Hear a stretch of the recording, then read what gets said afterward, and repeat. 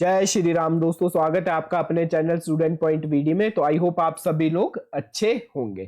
तो आज जो हम आपके लिए लेके आए हैं वो है आपका मॉक टेस्ट 3 जो कि एचपी पुलिस जीके से रिलेटेड रहने वाला है। इससे पहले हमने मॉक टेस्ट 1 और 2 को कंप्लीट कर लिया है। तो आज हम मॉक टेस्ट 3 में हम पढ़ने जो आपके लिए मॉक लेके आए हैं वो आपके रहने वाला है नेशनल ऑर्गेनाइजेशन से रिलेटेड। और आई होप आपने सभी ने सिलेबस भी देख रखा होगा जिसमें हमने नेशनल इंटरनेशनल ऑर्गेनाइजेशन देख रखा है। साथ ही साथ हमने इंपॉर्टेंट अवार्ड्स और ओनर्स से भी आपके लिए मॉक टेस्ट नंबर 1 लेके आए थे। तो आज मॉक टेस्ट 3 में हम आपको नेशनल ऑर्गेनाइजेशन से आपको क्वेश्चंस लेके आए हैं। आपको टॉपिक वाइज मॉक टेस्ट हम प्रोवाइड करवाएंगे एचपी पुलिस जीके के लिए। तो आज जो हमारा पहला क्वेश्चन रहने वाला है वो रहने वाला है, निम्नलिखित में से कौन सा सदस्य 2022 नहीं होना दोस्तों 2024 में से संयुक्त राष्ट्र सुरक्षा परिषद का अस्थाई सदस्य चुना गया, मतलब नॉन परमानेंट मेंबर चुना गया यूएन काउंसिल 2024 में। तो आपको पता होना चाहिए पहले कितने मेंबर चुने जाते हैं यूएन काउंसिल में। 15 मेंबर आपके चुने जाते हैं जिसमें से 5 मेंबर आपके परमानेंट रहते हैं और 10 मेंबर आपके नॉन परमानेंट रहते हैं। तो इनमें से कौन सा चुना गया दोस्तों? तो इसका सही आंसर आपके पास क्या होना था? यहाँ पे पाकिस्तान होना था। देखो आपको 5 देश के नाम आपको याद रखने, Denmark, Greece, Pakistan, Panama, PANAMA, Panama, और सोमालिया, SOMALIA। तो ये 5 देश हमारे अभी अभी लेटेस्ट चुने गए हैं, जिसमें से हमारा अभी कौन सा इसका आंसर क्या होना था? इनमें से ऑप्शन में क्या था? पाकिस्तान था। तो ऑप्शन नंबर डी इसका सही आंसर होना था। Next question, where is the headquarter of UNA environment programme located? तो यूएनईपी का हेडक्वार्टर कहाँ है दोस्तों? जल्दी से मुझे इसका आप कमेंट बॉक्स में आंसर देंगे।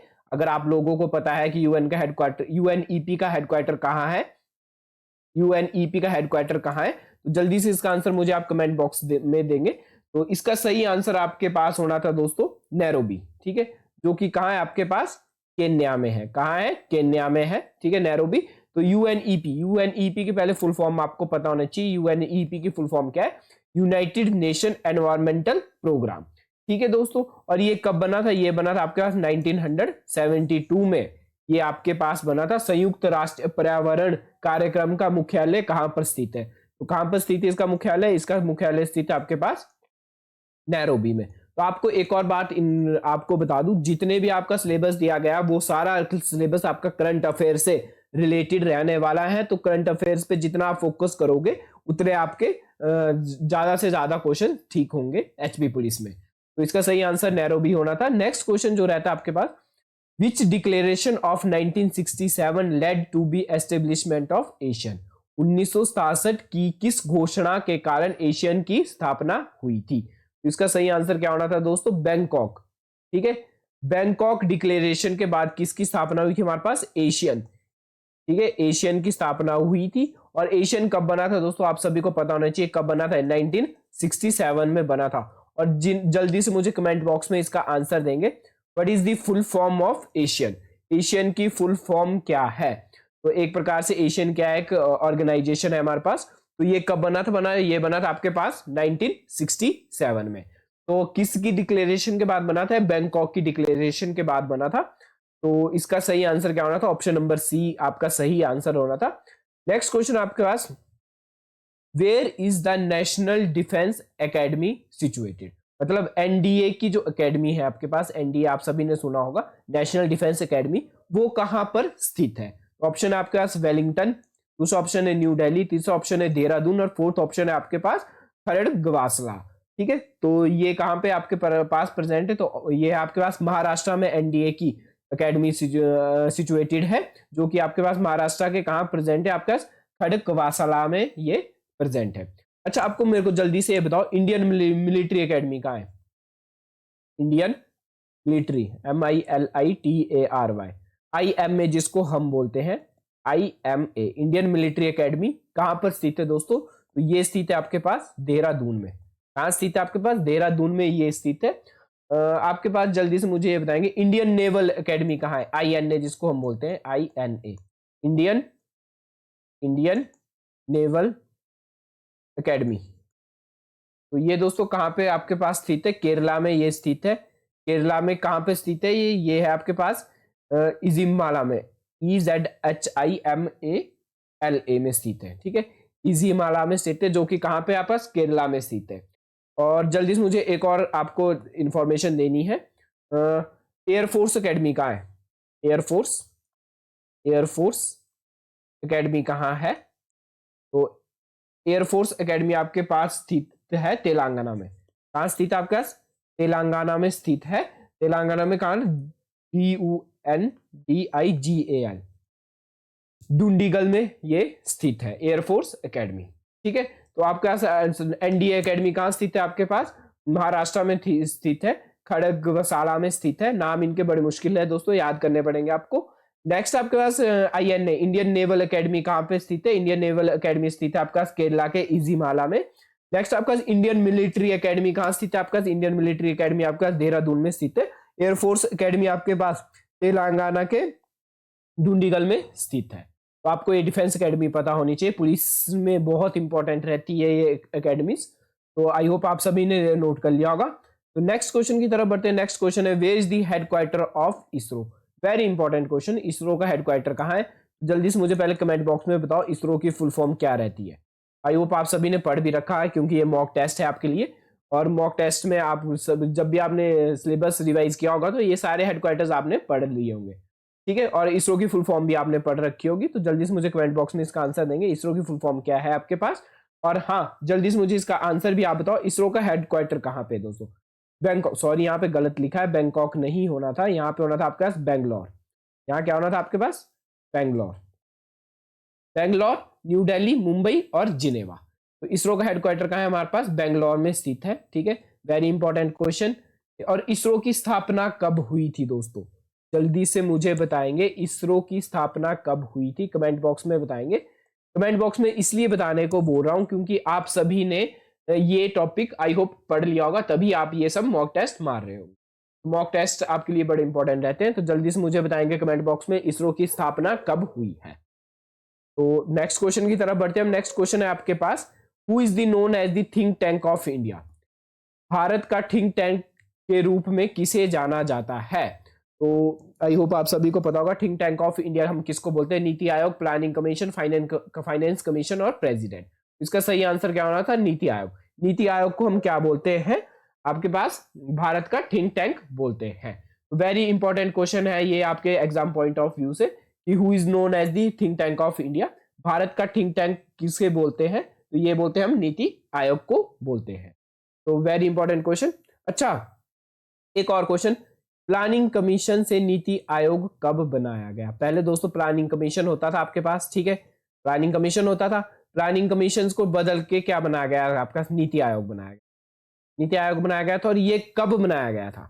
वेरी इंपॉर्टेंट क्वेश्चन है ये भी, आई होप आप सभी को पता भी होगा। कमेंट बॉक्स में इसका आंसर देंगे आप। ठीक है, नहीं पता है तो सर्च करके देख लो। नेक्स्ट क्वेश्चन की तरफ बढ़ते हैं। नेक्स्ट क्वेश्चन रहता है आपके पास, where is the headquarter of SEBI? SEBI का हेडक्वार्टर कहाँ है? Security exchange board of India इसकी फुल फॉर्म रहती है, SEBI। सेबी की फुल फॉर्म क्या रहती है आपका? Security exchange board of India. ठीक है दोस्तों, तो सेबी का हेडक्वार्टर कहाँ है आपके पास? ऑप्शन है न्यू दिल्ली, मुंबई, बैंकॉक या न्यूयॉर्क। तो इसका सही आंसर क्या होना था आपके पास? मुंबई। ऑप्शन नंबर बी इसका सही आंसर है। सेबी की स्थापना कब हुई दोस्तों? आई होप आपने अगर टॉपिक पढ़ रखा है तो कमेंट बॉक्स में आप इसकी आंसर जरूर देंगे, क्योंकि जो आपके पास मॉक टेस्ट रहेंगे तो वो मैं उम्मीद करता हूं आपने पहले कंटेंट पढ़ा होगा, उसके बाद आप मॉक टेस्ट कर रहे होंगे। तो मॉक टेस्ट पहले आपको कंटेंट पढ़ना पड़ेगा, उसके बाद आप मॉक टेस्ट मारिए। ऐसा नहीं कि आप सारे मॉक टेस्ट मार के चले जाओ एग्जाम में, आपको कंटेंट पढ़ना ही पड़ेगा। तो कंटेंट पढ़ने में वहां पे आपको इसकी सेबी की स्थापना भी बताई होगी कि सेबी कब बना था और इसका हेडक्वार्टर कहाँ पे है। तो इसका हेडक्वार्टर आपका मुंबई में है। नेक्स्ट क्वेश्चन की तरफ बढ़ते हैं हम, when was RBI establish? RBI कब बना था? तो आरबीआई कब बना था दोस्तों? 1935 में बना था। कौन सी कमेटी में ये आरबीआई की स्थापना हुई थी? तो आरबीआई की स्थापना दोस्तों एक कमेटी बनाई गई थी, यंग कमेटी, जिसको हम बोलते हैं हिल यंग कमेटी, हिल यंग कमीशन। ये बनाया गया था आरबीआई की स्थापना के लिए। और आरबीआई की बात कौन से एक्ट में की गई थी? गवर्नमेंट ऑफ इंडिया एक्ट तो 1935। तो 19 गवर्नमेंट ऑफ इंडिया एक्ट 1935 में हमारे पास आरबीआई की स्थापना की बात की गई थी और 1935 में आरबीआई बन गया था। कौन सा कमीशन था इसके लिए? यंग कमीशन था, ठीक है, हिल्टन यंग कमीशन इसके लिए बनाया गया था। तो नेक्स्ट क्वेश्चन की तरफ बढ़ते हैं। नेक्स्ट क्वेश्चन आपका, what is the full form of UIDA? Abbreviation आपके लिए वेरी इंपॉर्टेंट रहते हैं और एब्रीवेशन जरूर आपकी है, आपके टॉपिक में सिलेबस में भी मेंशन है एब्रीवेशन। तो आई होप एब्रीवेशंस भी आप कर रहे होंगे। तो यूआईडीए की फुल फॉर्म क्या है दोस्तों? Unique identification authority of India. UIDAI की फुल फॉर्म क्या है आपके पास? Unique identification authority of India इसकी फुल फॉर्म है। इसमें कोई ऑप्शन नहीं था आपको, फुल फॉर्म जस्ट मैंने बताया। यूआईडीएआई की फुल फॉर्म क्या है? Unique identification authority of India, भारतीय विशिष्ट पहचान प्राधिकरण। और ये आपके पास आधार कार्ड में भी लिखी होती है दोस्तों, ठीक है, यूआईडीएआई। तो नेक्स्ट क्वेश्चन की तरफ बढ़ते हैं। नेक्स्ट क्वेश्चन आपका, which national organisation is responsible for space research and satellite development in India? Bharat में अंतरिक्ष अनुसंधान और उपग्रह विकास के लिए कौन सा राष्ट्रीय संगठन जिम्मेदार है? तो दोस्तों स्पेस रिसर्च के बारे में कौन सा? डीआरडीओ, ऑप्शन है आपका डीआरडीओ, बार्क, इसरो और सीएसआईआर। तो इनमें से कौन सा स्पेस ऑर्गेनाइजेशन सैटेलाइट के लिए भारत में जिम्मेदार है? तो वो है आपके पास इसरो। तो अभी मैंने आपको पूछा था इसरो का हेडक्वार्टर कहाँ पे, ठीक है दोस्तों, जल्दी से मुझे कमेंट बॉक्स में बताएंगे इसरो का हेडक्वार्टर कहाँ था आपके पास? बेंगलोर में था। और इसरो की स्थापना कब हुई थी ये भी आप मुझे कमेंट बॉक्स में बताएंगे। नेक्स्ट क्वेश्चन की तरफ बढ़ते हैं। नेक्स्ट क्वेश्चन आपके पास, which is the following organisation is responsible for the formulation of Indian economy policy? अच्छा, इंडियन इकोनॉमी पॉलिसी निम्नलिखित में से कौन सा संगठन भारत की आर्थिक नीतियों के निर्माण के लिए जिम्मेदार है? ऑप्शन है आपके पास NITI Aayog, finance commission, RBI और सेबी।